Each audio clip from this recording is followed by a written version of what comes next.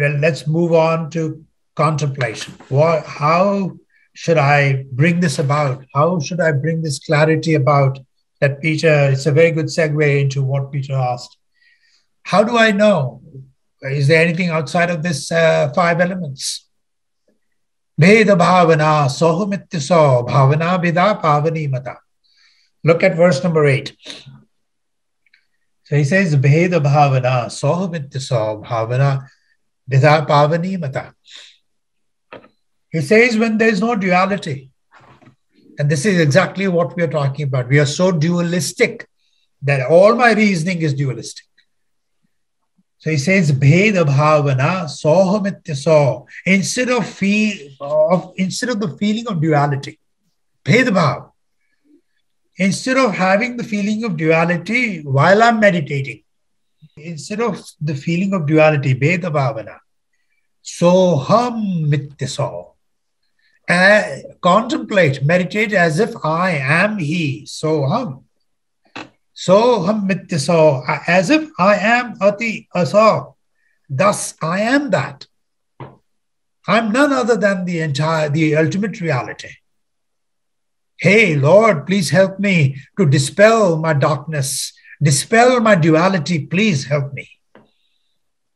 That I am part of that cosmic energy. Soham, bheda-bhāvanāt. I can't be dual. I cannot be separated apart from you.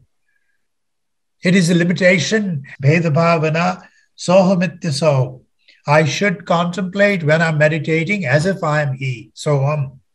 Bheda-bhāvanāt, soham ati asa. Soham. Bhavana, bhidā, pāvanī, matā. There is the feeling of this non-duality is the most purifying. That is the opinion of this verse.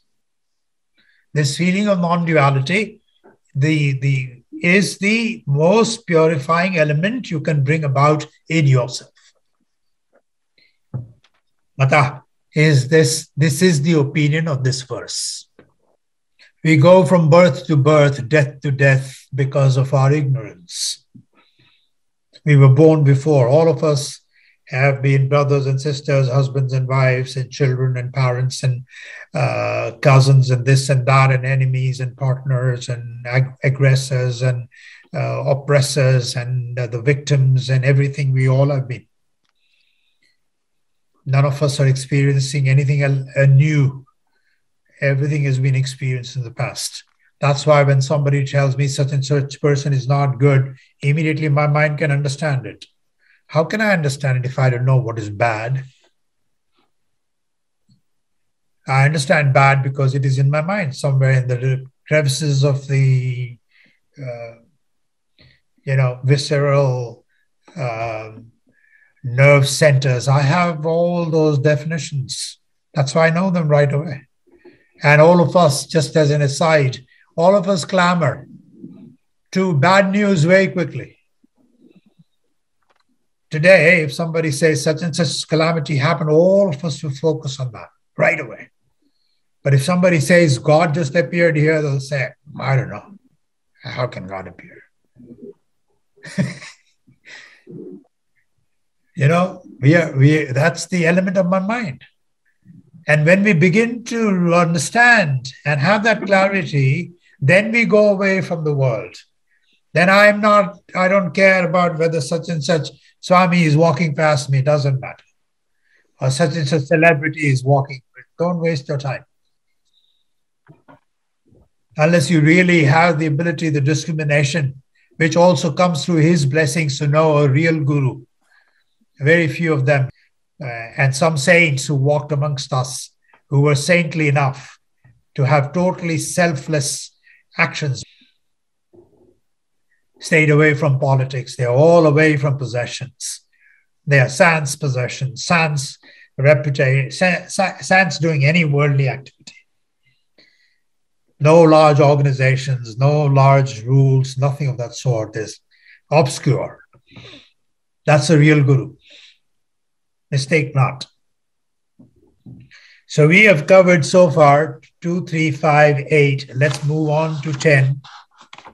It's almost time. I hope we can go over hṛtsthale manaḥ svasthatā kriyā bhakti yoga bodhaśca niścitam.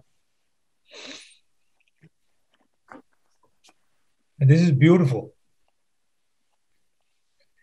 Because let's understand before Bhagavan has told us that the seat of the mind and the seat of the heart is the same. You all remember that. I hope so. Mind is what? Mind is ego, which he would elucidate when we go to self-inquiry next week. So we know that mind and heart, the seat of the mind and the heart is the same. It emanates from the same place. Heart digresses into the worldly things, speed and multiplicity, action, and heart remains reposed where it should, doesn't move. So here Bhagavan is giving us a very, very subtle hint. Located in the heart, hṛtsthale, manaḥ, the mind. But he says the practice of fixing the mind in the heart. So he's basically telling us how to bring ourselves back, how to go towards that completeness that kind of eludes me. I don't reach it. And unknowingly, I still keep looking for something more, some completeness, some happiness, permanent happiness. All of us. He says, hṛtsthale manaḥ svasthatā kriyā, abide. Svasthatā. Sthiti is stationary thing. Svasthatā, abide in, as if the mind, in the heart. Bring your mind in the heart. Purify your action.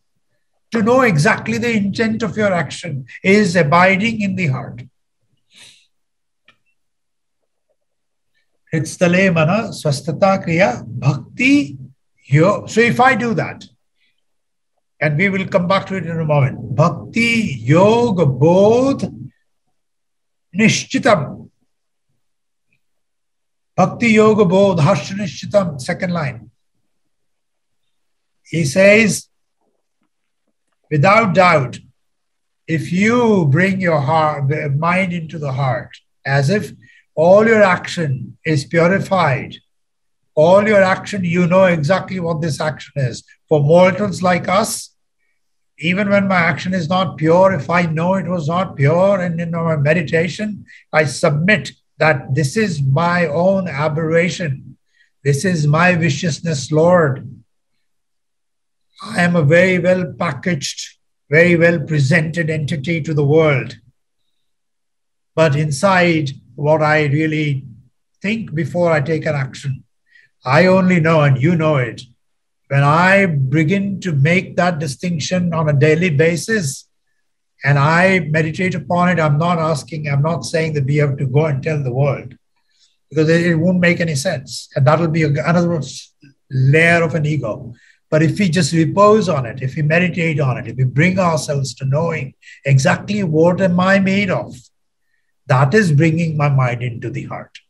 And if I do that, Bhagavan says that is bhakti yoga bodha. That is devotion, that is your practice, meditative practice, and that is your knowledge, jnana.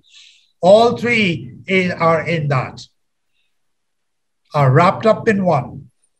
Just bring your mind into your heart. Know what you are made of. Niścitam. And that is definite.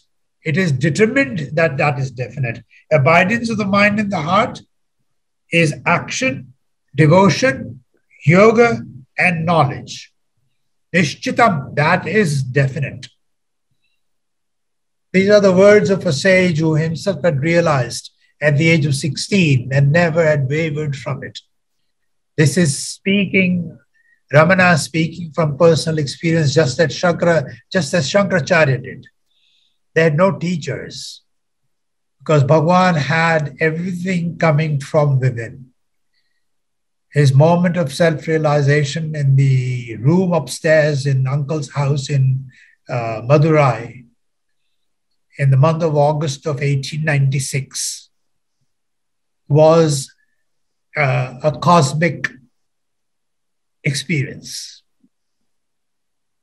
It happened because of the prarabdha from previous births, the culmination, the purity of this particular body, particular jiva is so sublime, so exalted that he had that experience. No one else came to tell him that.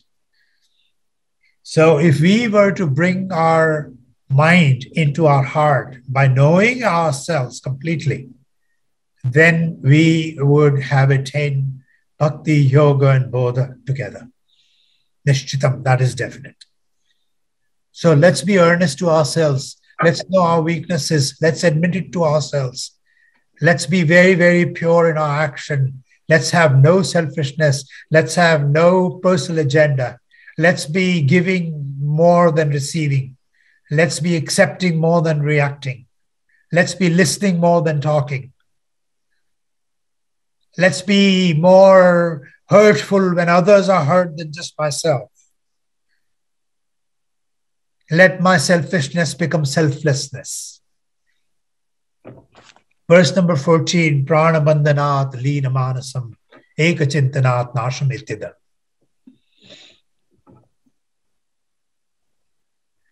Pranabandhanāt līna-manasam ekachintanāt nāṣametida. Breath control, he says, Pranabandhanāt. And līna-manasam, absorbing the breath by breath control, the mind gets absorbed. Pranabandhanāt, lean. Lean means become absorbed. Lean. Usme lean ho gaya. Lean. Manasam. Mind gets into a lull completely. Ekachintanāt nāṣametida. And can be destroyed by contemplation. Of what? Of the non-dual self. If we constantly contemplate on that I am nothing, I'm not the mind, I'm not the mind, I'm the heart, I'm the heart. That's the better way for mortals like us, rather than saying I am the reality, because that's very difficult for us, at least for Bandhu. So I always look at my mind and say, my mind cannot govern my life. I'll let actions be taken through my heart. And when we do that, the world will laugh at us. The world will condemn us. You will be blamed for things you have not done. Take my word for it. You will be condemned. People will dislike you. Your friends will go away. Family will go away. Your wealth will go away. Your life will become difficult in worldly definitions. Because now you're going back towards completeness where there's no wealth. Wealth is what? Like Peter, when you were asking, is there anything outside of five world? I forgot to give the example of money. Money has become God today, right? Money is God. False God is money. People say, oh, he's so rich, he's so good. And I with due respect to every religion, the heads of the religions are surrounded by money. Hindu, Muslim, Christian, Zoroastrian, perhaps not Zoroastrian, I don't know. They're all in big palaces and all that, right? Surrounded by money. You think that is the truth? So that clarity will come to us only when we purify our own mind and bring the mind to our heart. And that heart means that I will not give leftovers to my poor people, that I see poor people practice. I will give the same thing that I eat to them also. I will not treat anybody as somebody below me. I will not unnecessarily run towards people who have more money. These are the practical ways of looking at it, practical ways of practicing it.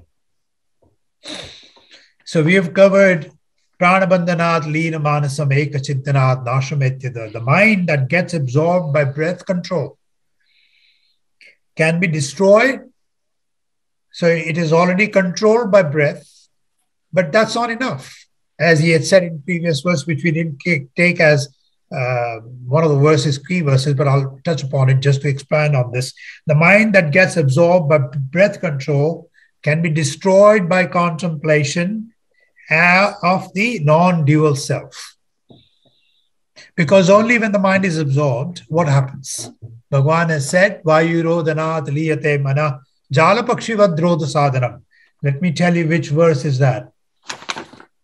Verse number 11, which is not one of the, I did not take as the, but in that verse he says, vayu-rodhanāl, līyate manaḥ, by controlling the breath. Vayu-rodha, control of the breath. Vayu-rodhanāl, līyate manaḥ, you'll be able to control your mind. You will bring your mind into a state of lull. Jāla-pakṣivat, rodha-sādhanam. But it will flutter out, flutter away, as if a bird out of the cage when you let it out. That's the caution he has given. Toward what was the caution for? Pranayam. Because pranayam, no doubt, is a very good practice, but it is only a practice. It's not a means to the end. It's only a crutch to the end.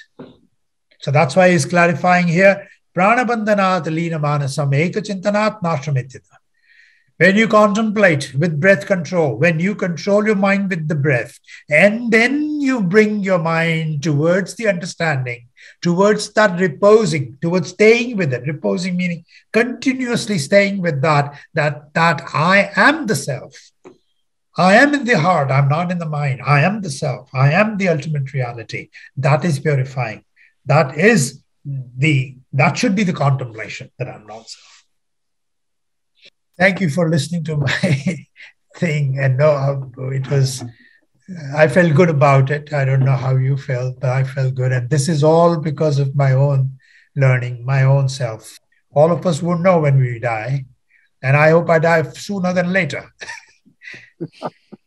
Yeah, that's another.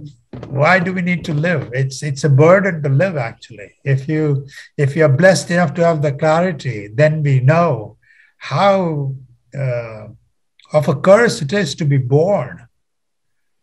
Being born is not a boon. It's a curse.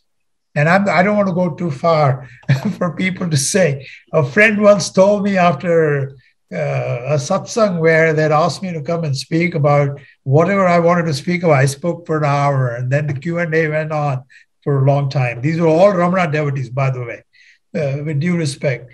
They were staunch Ramana devotees, and more than half of them were Tamil.